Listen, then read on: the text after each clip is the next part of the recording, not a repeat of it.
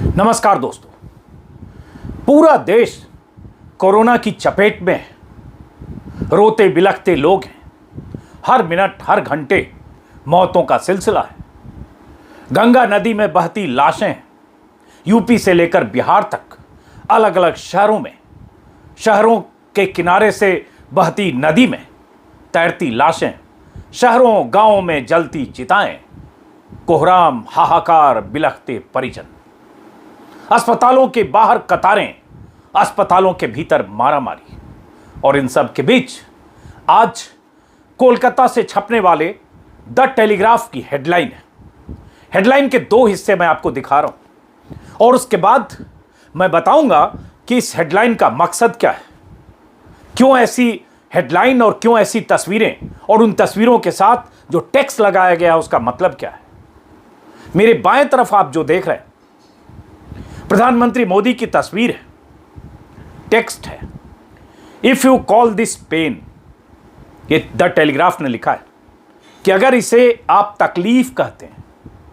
दूसरी तरफ तस्वीर है, इस तस्वीर में जलती हुई चिताएं हैं। उन चिताओं के सामने पीपी किट में दो परिजन हैं बिलखते हुए, जिनके रिश्तेदार, भाई, बेटा, पति या कोई भी करीबी उन चिताओं में स्वाहा हो गया होगा, राख हो गया होगा। उस तस्वीर के बगल में टेक्स्ट है जो द टेलीग्राफ ने अपनी तरफ से टेक्स्ट दिया है। What do you call this? अगर इसे आप तकलीफ कहते हैं, दर्द कहते हैं, तो आप इसे क्या कहेंगे? क्या मतलब है द टेलीग्राफ की हेडलाइन का?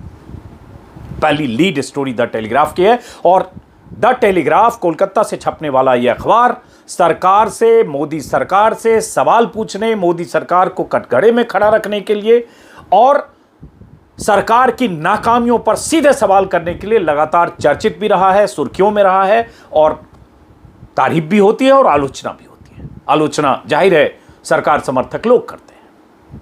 दरअसल ये जो तस्वीर है प्रधानमंत्री मोदी की, उस मौके की है जब प्रधानमंत्री मोदी ने कल किसान सम्मान निधि योजना की 8वीं किस्त जारी की, जिसमें करीब 9 करोड़ किसानों के लिए 6,000 की किस्त कल जारी की गई और कुछ किसानों के साथ वर्चुअल संवाद भी किया।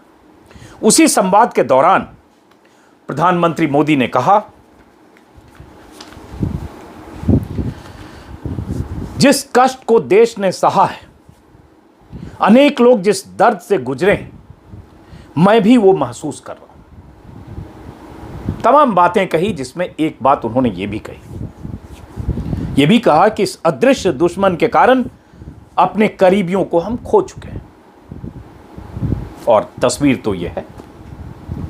खास बात, अनेक लोग जिस दर्द से गुजरे हैं वह मैं भी महसूस कर रहा हूं।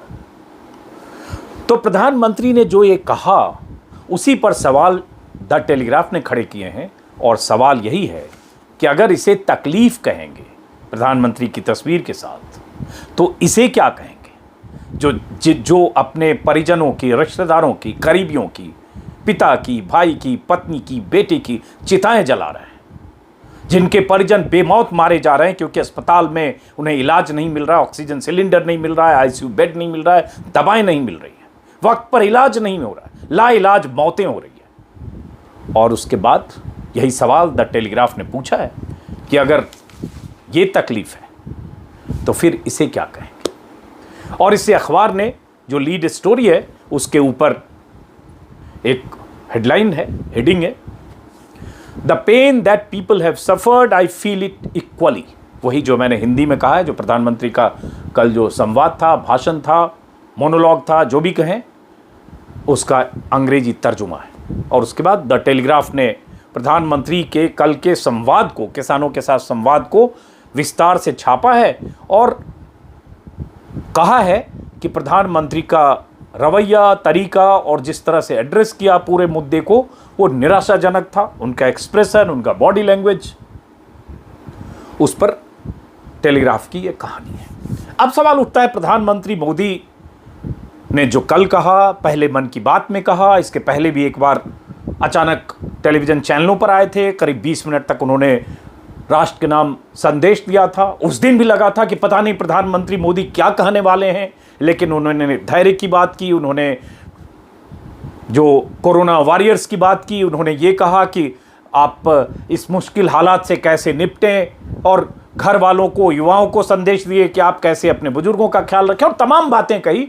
लेकिन क्या उन बातों में और प्रधानमंत्री के चेहरे में तकलीफ दिख रही थी? ये सवाल उस दिन भी उठे थे कि जब देश में ऐसी मौतें हो रही हैं, हर शहर में, हर सूबे में, हर गांव में, उसके बाद तो स्थितियां और बिकराल हुई, तो प्रधानमंत्री ने जो कहा उसमें क्या ऐसी बात थी?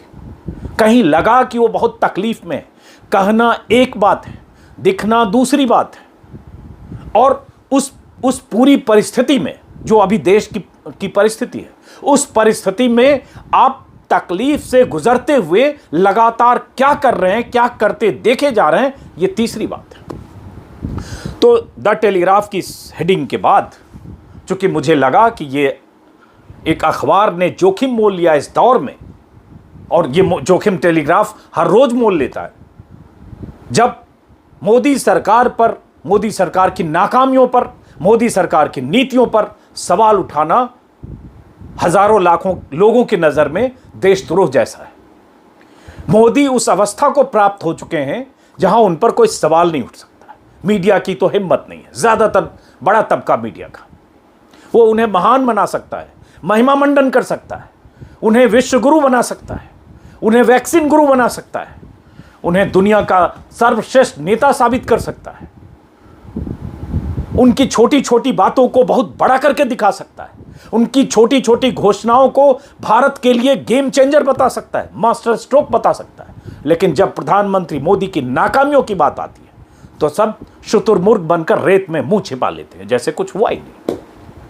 यही बीते 4 हफ्तों से हो रहा है, 5 हफ्तों से हो रहा है। उस दौर में भी चैनलों ने सवाल नहीं खड़े किए जब बंगाल में रैलियां हो रही थी, और इस दौर में भी सवाल नहीं खड़े हो रहे हैं जब उत्तर प्रदेश में, बिहार में लाशें गंगा में बहती हुई, कई जिलों से गुजरती हुई, 2 सूबे की सरहदों को पार करती हुई तैर रही है। अभी आज ही मैं देख रहा था, दैनिक भास्कर ने एक स्टोरी की है, हालांकि वो कल शाम की है।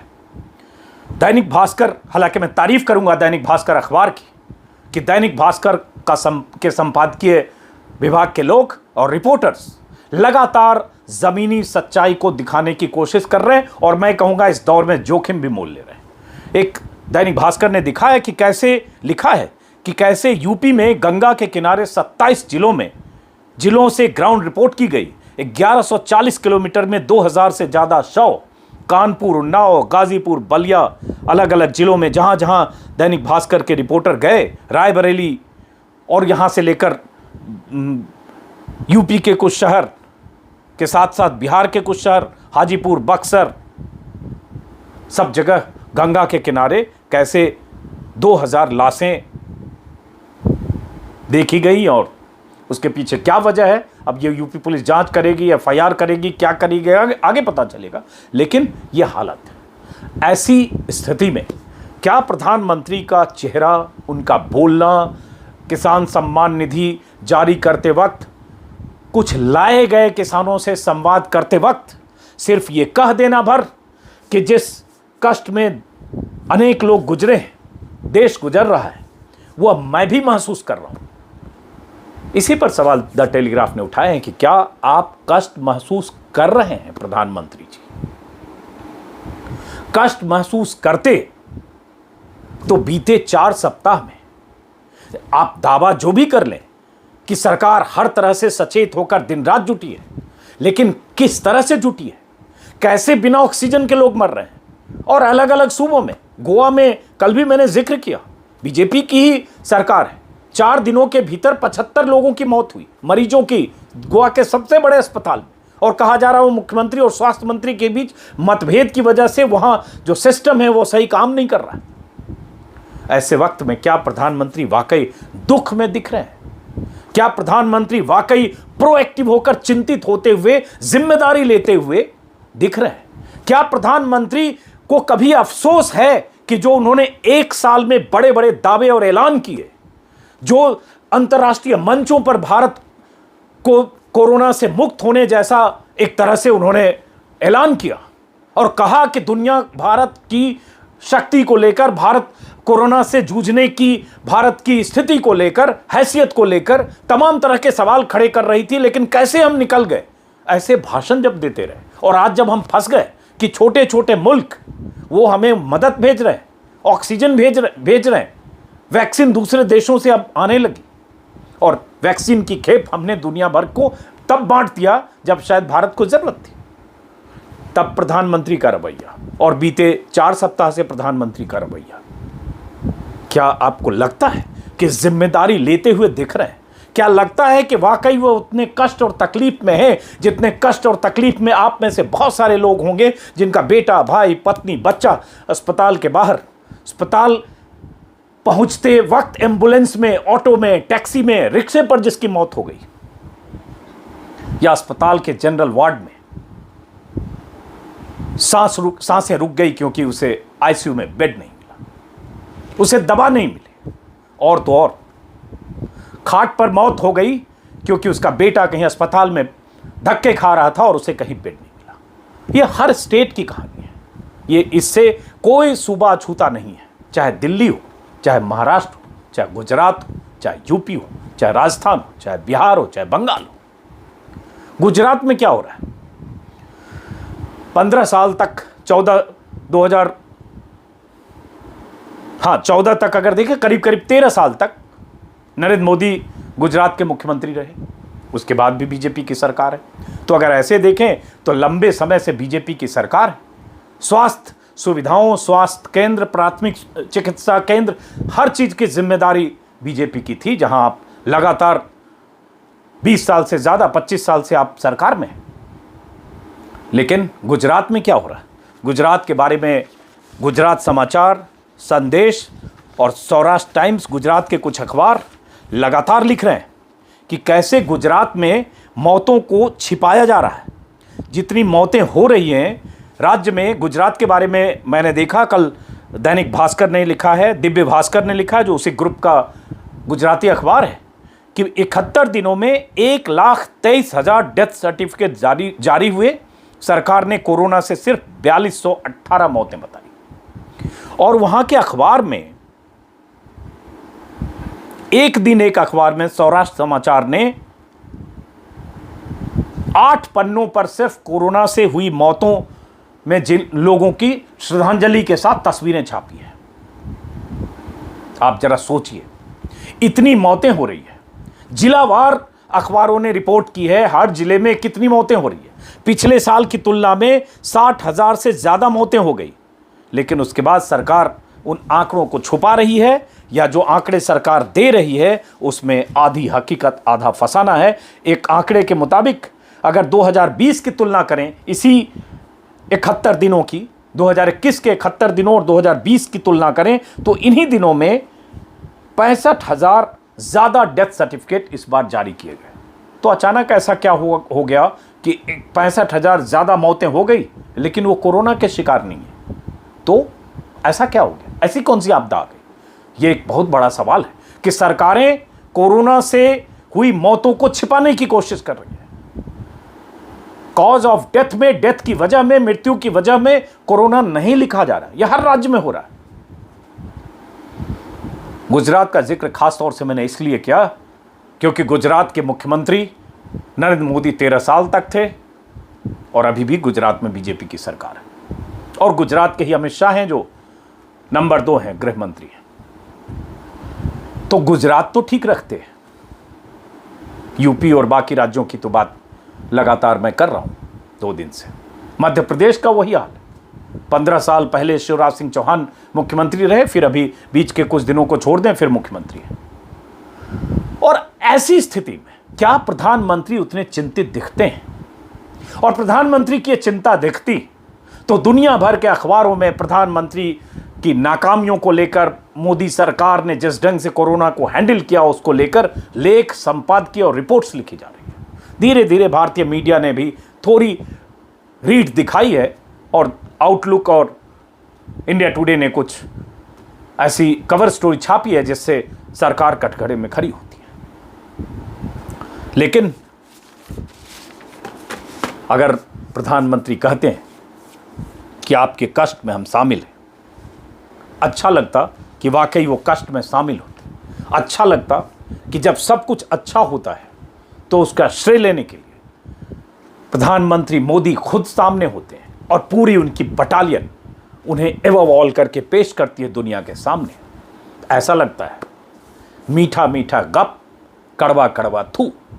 जब सब कुछ मीठा मीठा अच्छा अच्छा होता है तो सिर्फ प्रधानमंत्री मोदी, और जब कड़वा कड़वा होता है तो कुछ केजरीवाल की नाकामी, कुछ उद्धव ठाकरे की नाकामी, कुछ और किसी की नाकामी, कैप्टन अमरिंदर सिंह की नाकामी, ममता बनर्जी की नाकामी, और इन सारी नाकामियों से ऊपर प्रधानमंत्री मोदी, जहां उन पर कोई भी आरोप चस्पा न हो जाए।